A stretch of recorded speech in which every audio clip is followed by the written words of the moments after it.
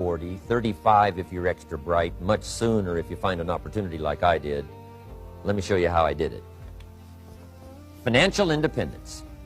I like the phrase financial independence. Some people are a little bit concerned about using the word becoming rich or becoming wealthy, and I can understand that. I struggled a little bit with this. Is it okay to go for becoming rich, go for becoming wealthy? And maybe that's a bit too strong a word or strong a term. So here's what I've come up with that I think is comfortable for me, and that is how to become financially independent. I think it's every person's heritage here, especially in America, to become financially independent. Now, let me give you my definition of financial independence. Financial independence is the ability to live from the income of your own personal resources. Financial independence. Now, it depends on how you want to live. If you need $2,000 to $3,000 a month, if you need $4,000 or $5,000 a month, if you need $10,000 a month, some people may need, $100,000 a month. But whatever you would need to live, and you could earn that living from the income of your own personal resources, that's what I call financial freedom, financial independence. And let me show you how to acquire it. If you start at age 15, between ages 15 and 35 is 20 years. And in my personal opinion, based on my own studies and my own experience, 20 years, in my opinion, is enough time to become financially independent. If you're not, you don't live in the wrong country. Probably what's happened is you have the wrong plan. And it's easy to be a nice person with the wrong plan. I found that when I was 25 years old. I was broke at age 25, and I was a nice guy. You would have liked me. But I'm telling you, my plans up until then, especially my financial plan, left me broke. I totally changed it the next 6 years, and I became financially independent. So I know what I'm talking about.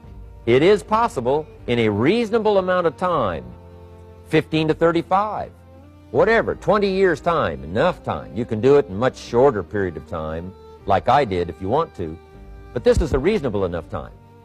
But here's number one. First of all, you got to have the right philosophy.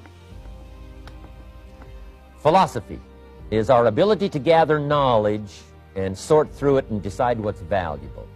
To develop a philosophy about life, a philosophy about our health, a philosophy about our family relationships, a philosophy about economics. And if you develop the right philosophy, that's what helps to set this sail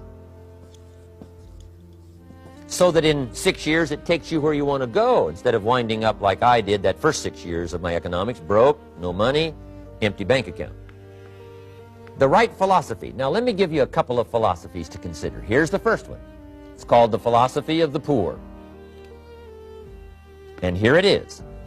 Poor people usually spend their money and invest what's left. That's the philosophy of the poor.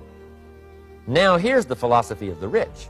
Rich people invest their money and spend what's left. And here's the startling answer. It really doesn't matter what the amount is. What's most important is not the amount. What's really important is the philosophy.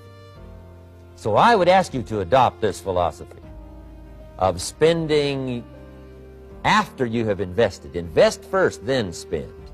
And I've got a little formula that I'm going to share with you. Now, what should a child do with $1? I mean, there's a lot of debate going on, I'm sure, across the country on what a child should do with $1. Here's one opinion. It's only a child and it's only $1. What difference does it make?